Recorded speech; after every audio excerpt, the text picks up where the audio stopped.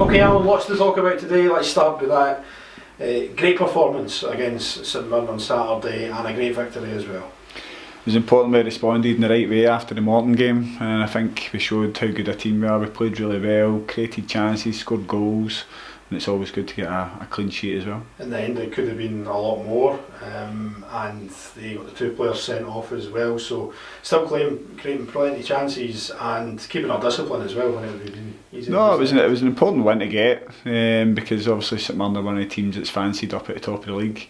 And for me, it just kind of shows that the club's going in the right direction as well. You look at last year, we struggled against the top teams, struggled to get wins against them, any points at all really. So you can see this year we've turned that round. We look as though we can compete with the top teams, and we've just got to make sure we don't get complacent. And obviously it wouldn't mean much if we don't take advantage of it by winning on Saturday against Brecon. They're difficult games when you're expected to go to places like Brecon and win. We know they're desperate to get a result. I'm sure they'll make it really difficult for us, but we've just got to make sure we approach a match in the same attitude, and show the same quality in the final third, and make sure we score some goals. The only downside for the match last Saturday there was Joe Cardo coming off in the first half. What's the latest on him? Joe's going to be a massive loss. He's going to be out for a number of weeks. We just have to wait and see how it settles down really. Obviously it takes a bit of time.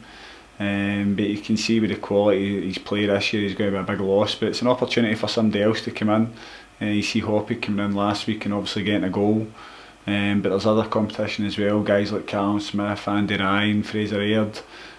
So the good thing is we've got a strong squad to deal with injuries. You mentioned Callum Smith there, more good news for him this week. He's been called up again for the under-19s, and I think he's got a hat-trick during the week as well in a bounce game. He did, and it just shows you the quality we've got. We had a bounce game against Motherwell.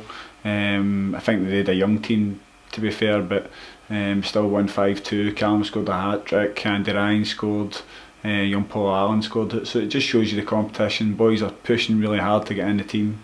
So it's always a good sign. We've got Brecon, then Dundee United, then we've got the international break, although we've got the Challenge Cup game against Falkirk, but it's a wee break from the league. You'll be wanting 6 points from those two matches.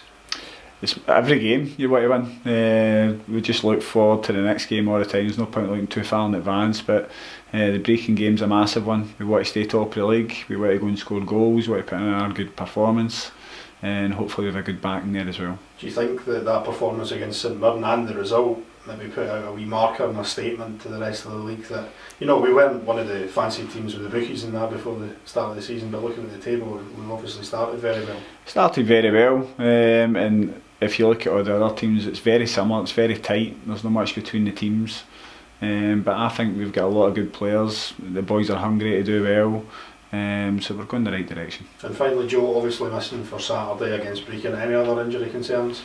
Big John, he's been struggling with his calf, so we're probably going to have to let that settle down for a couple of weeks, and Michael Payton, that's the other two injuries.